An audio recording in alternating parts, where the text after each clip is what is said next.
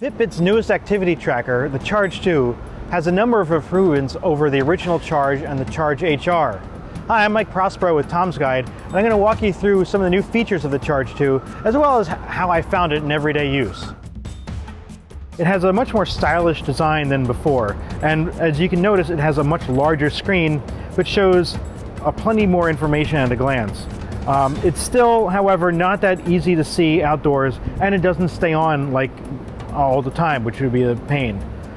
I did like, however, that it has a traditional watch band strap, and if you don't like the look of this, you can easily pop off the band here and swap it out for other colors. There's going to be even some that come in leather.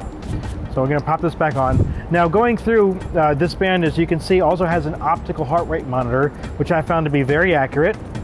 And you can scroll through other things. So here's a heart rate. It has a number of different activity tracking modes. So there's running, there's even a stopwatch, and there's even a new thing called Relax, which measures your heart rate and teaches you to control your breathing to help you calm down and find sort of a Zen-like state. And also you can set alarms too, so that, say if you want to wake up at 6:44 in the morning, this will start buzzing on your wrist. And it works. I've tried it a few times. Fitbit also improved its app, making the data that the Charge 2 collects a lot easier to understand and get motivated with. So for example, at the top here, you have all the data here, such as steps. And as you reach your goals for the day, these circles will turn from blue to green.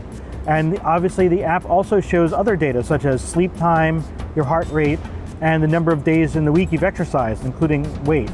Now, if you dig deeper into one of these things, you can see, for example, your overall cardio fitness. Now, this is also known as VO2 max, which is a calculation of the amount of oxygen your body can process.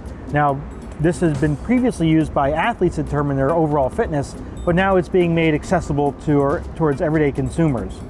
So overall, the app remains really easy to use and even better than before.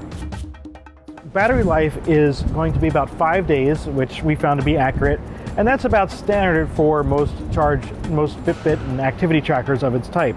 And it charges fairly simply. There's a little clip that hooks on here, and it charges back in a few hours. Now, one thing that this doesn't have is any waterproofing, so you can get little splashes on it or so, but you don't want to take it swimming, otherwise you'll kill the device. Otherwise though, this is a really good improvement over the other Charge and the Charge HR, and I can see this being one of the Fitbit's more popular devices coming this fall. For Tom's Guide, this is Mike Prospero with a look at the Fitbit Charge 2.